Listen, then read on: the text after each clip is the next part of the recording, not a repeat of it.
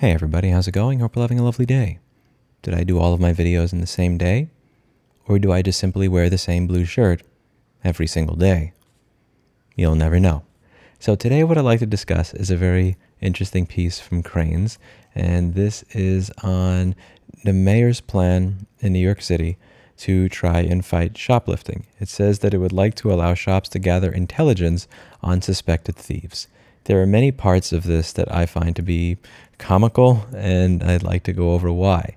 It says Mayor Eric Adams has rolled out a new anti-shoplifting agenda today that would combat a rise in retail theft through stepped-up enforcement, diversion programs for low-level offenders, and intelligence gathering. They're saying that complaints of retail theft have gone up and nearly doubled from 2020 through 2022, with over 63,000 complaints recorded last year.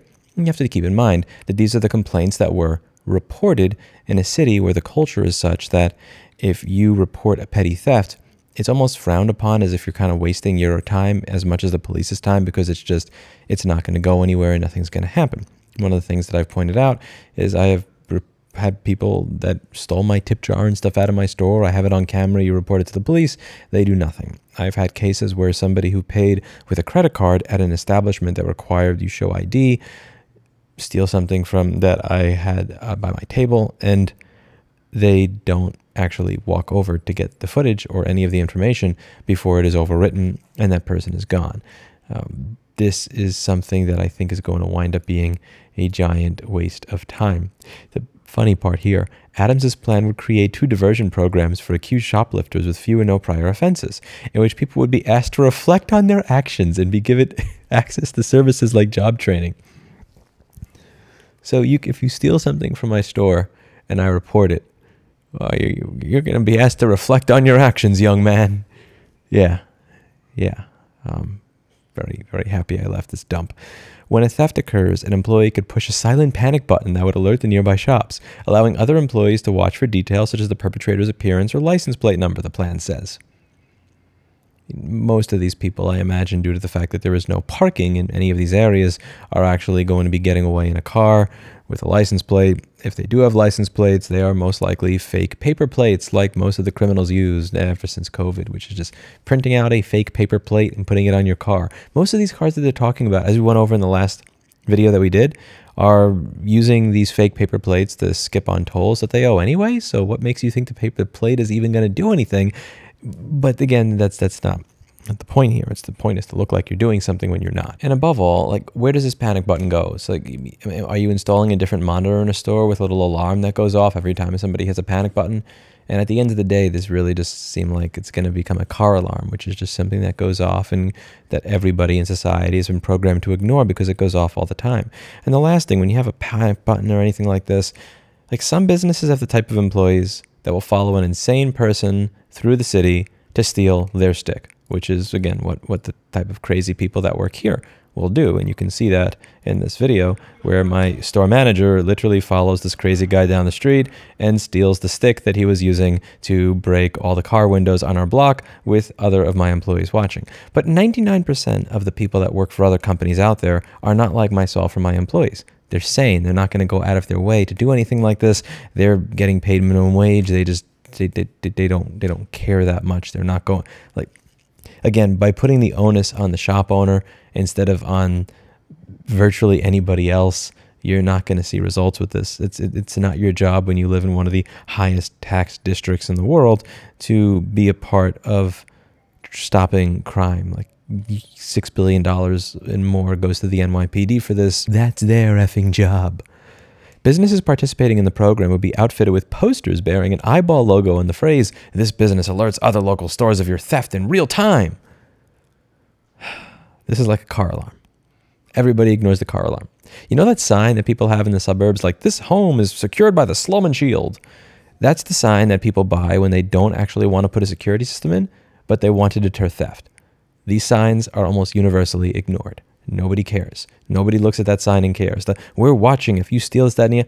Okay, you're going to give out signs with a sternly worded message. Oh, I'm sure these criminals are shaking in their boots almost as much as they're going to be when they're asked to reflect on their actions by the police in the city when they are caught shoplifting. Adams' plan also provides for de-escalation training for retail employees and calls for installing electronic kiosks inside bodegas and other neighborhood stores that would help employees access city services, including mental health care and substance abuse treatment. Fucking tablet. This is this man's solution. A fucking tablet. You are going to install tablets in bodegas in the ghetto where you have people walking in that may want to fuck up the clerk, that may want to beat the clerk, stab the clerk. Again, if you're just talking about the Jose Alba incident or anything like this, where you have an individual that has somebody damn near half his age with a criminal record walking into his store that wants to beat the crap out of him and kill him. But I'm confident that if you install a tablet in that store, that solves every one of our problems. Dare I say it, I would just suggest that Mayor Eric Adams might just be as out of touch, if not more out of touch, than the mayor that he actually replaced. Who the fuck comes up with this? Who in their right mind doesn't tell him this doesn't do jack shit? Because I understand what it can be like to work with somebody more powerful, more wealthy, whatever. Like right now, for instance, right now I work directly for a billionaire. Again, to be clear, it's not like a Walmart thing where technically I work for billionaires, but like I work at an organization that is run by a billionaire that is like 8 steps down the hallway where I could just walk into his office and have a discussion. I have him directly on Signal and everything else. And there are considerable items where we will have disagreement from time to time. And when that occurs, again, regardless of whether he listens or doesn't listen to me the same way that I may or may not listen to my own employees when they tell me the same thing, I have the ability to walk over there and say, this doesn't really make any sense. This is kind of a waste of time. This is kind of stupid. Who's there to tell him that installing a kiosk in a bodega in the ghetto is not going to change shit, is not going to do anything to ease that small business owner's mind or the minds of his employees when somebody walks in that has absolutely lost their shit, that is just standing there like vibrating with rage, that is just about to unload on the first person that walks by them. Like, how is this going to do anything? Nelson Uzbayo, the group's leader, praised Adams' plan, saying pervasive theft has left workers and consumers attacked, harmed, and threatened. In one recent case, a bodega clerk on the Upper East Side was shot and killed in March in what prosecutors say was an armed robbery attempt. But we have a kiosk, so don't worry about it. That's it for today. And as always, I hope you learned something. I'll see you in the next video. Bye now. But before we end the video, several people have asked, Louis, since you no longer live in New York City, why do you talk about New York City? You should not talk about New York City. It is wrong that you talk about New York City if you no longer live there. They live in your head. Nah, not the way this works. See, here's the thing. Here's how this works. If you go out on a date and it doesn't really go as well as you thought it was going to go, you know, she's not really that funny, and at the end of it, she may have made a joke or two about your height. You just move on. It's no big deal. You move on. You never mention her again. You go out with Alex Forrest from Fatal Attraction or Amber Heard, well, you might just have a bit of a longer memory when it comes to discussing your experience with your fellow man so that they don't go through the same thing. Conversely, when it comes to New York City, when you have a city government that has gone out of their way to fine me for laws that they cannot cite, that has tried to revoke my business license after I paid it, that spent years getting a lien placed on me and then not even serving me so I never knew it was there for taxes that I paid over 10 years ago, and trying to take over $1 million of my money when I only owed them less than $6,000. Nah, this ain't how this works. This isn't like, yeah, you think I'm getting on a truck, heading out of there, and then just forgetting about it. Nice try, asshole. Nice try.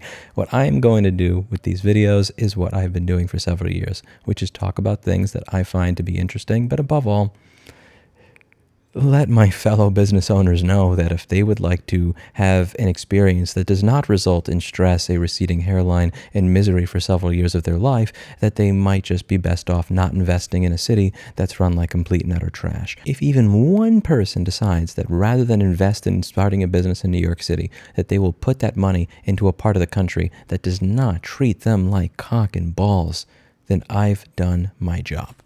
And I can sleep well. And I don't say this as somebody who's fabricating and making up stories. Every single thing that I bring up here, I bring receipts, and I make sure that you understand exactly how it is done by scanning the documentation, by showing the documentation, by recording the phone call so you can listen along to all of it. I'm just going to say that right here. If you're one of those people that's like, why are you talking about that city? You don't live there. That's it for today. And as always, I hope you learned something. I'll see you all in the next video. Bye now.